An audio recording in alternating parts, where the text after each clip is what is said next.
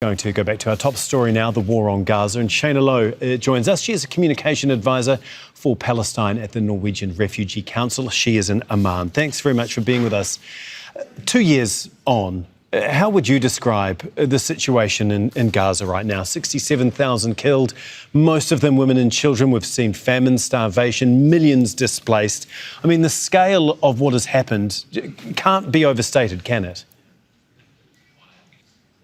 No, it can't. It's truly remarkable thinking about all that has happened over the last 2 years and seeing that the situation has just continued to deteriorate over time. Each time we think we've reached a new low, we find that actually we haven't, and that things will simply continue to get worse. It's why we've been desperately calling for a ceasefire for 2 years. It's why we've been desperately calling for the scaling up of humanitarian aid and assistance. It's what we have witnessed over the last 2 years and what our staff and their families and the communities they serve have endured is simply unconscionable. That this has been live streamed for the entire world to see, and yet not enough has been done to put an end to the killing and destruction. We were talking to our correspondent Tarek in Gaza a little earlier in the programme, and he described it as the systematic collapse of an entire society. That's effectively what has happened in the last 2 years, isn't it? Absolutely. We've seen the destruction of critical infrastructure, schools, hospitals, roadways, water networks. We've seen mass killings, tens of thousands of people killed, many thousands buried under the rubble.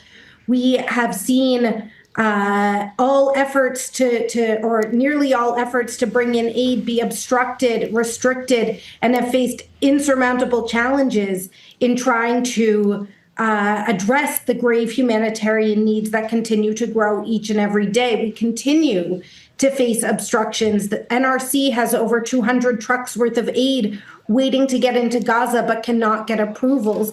We are seeing efforts being made to really make it impossible for aid agencies to operate and basically to strangle all aspects of life inside of Gaza.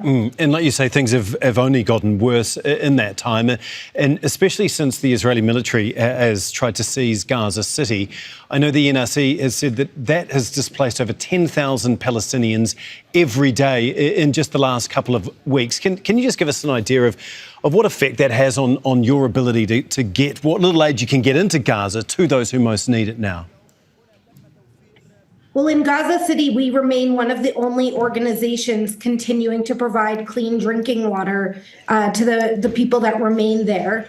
And it's incredibly difficult. Gaza City has been under a siege, essentially, without any aid entering through the north since September 12th. Just over last week, they closed the northbound route on the one road to make it to Gaza City, which means that aid agencies will face very difficult challenges in bringing food and other supplies to the civilians that remain there.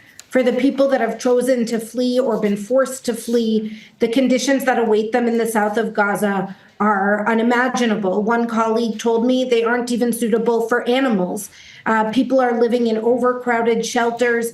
They are struggling to find even a piece of land to pitch a tent on. While we have seen some shelter materials enter in the last month, it's wholly insufficient to meet the needs of 1.5 million people in need of shelter assistance and 1.9 million people who have been displaced, most of whom multiple times over the course of the last 2 years. We're continuing to do everything we can to support communities and provide them with what little assistance we can scrape up inside of Gaza, including the water trucking and other types of services like education support, protection services.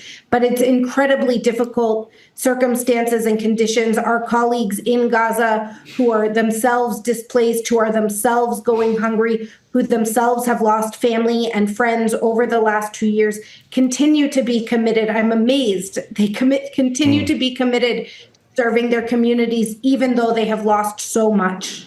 Indeed. As you mentioned, famine's been declared in Gaza City and aid is still struggling to get through. Why do you think that despite the more international condemnation that we've seen in recent months, that this has been allowed to continue, that Israel has been allowed to stop aid from getting into Gaza?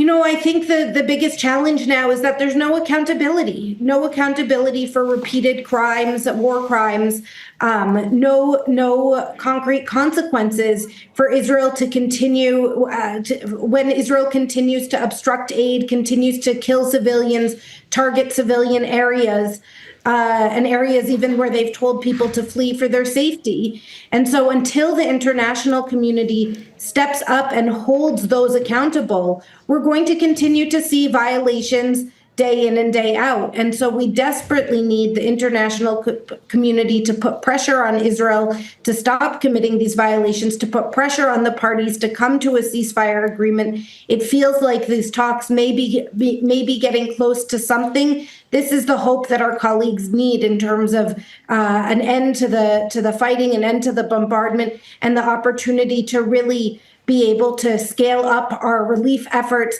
and support people on the long road to recovery. That is what we are hoping for. But until the international community holds them accountable, it's going to continue. Yeah, there is some hope now with President Trump's Gaza plan being discussed in Sharm el-Sheikh in Egypt this week. One of the points in that plan is all about aid allowed in.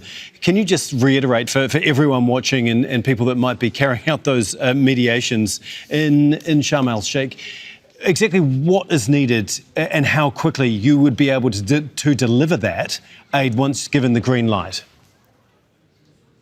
Well, first of all, we need the unobstructed access for the UN and humanitarian partners. Many of us have been restricted or not able to bring in any aid for now over 7 months. And so we need, first of all, to have those restrictions removed. We need aid to come into scale. We need food, medicine, fuel, water treatment supplies, medical supplies, shelter supplies. We need a massive scaling up. NRC and the partners working with the UN have warehouses full of aid in Egypt, in Jordan, that are ready to be deployed, and we need and we just need the go-ahead to start that process of moving things along to get them through the crossings. But we need the restrictions removed, we need the obstructions removed, and we need the ability to access people in Gaza no matter where they are, if they are in need. Okay, thank you so much, Shana. As always, fantastic to talk to you, get your thoughts. Shana Lowe for us there from the Norwegian Refugee Council. Thank you. Don't miss out to get the full picture. Subscribe to Al Jazeera for reliable news and expert insight. Like, share, stay ahead.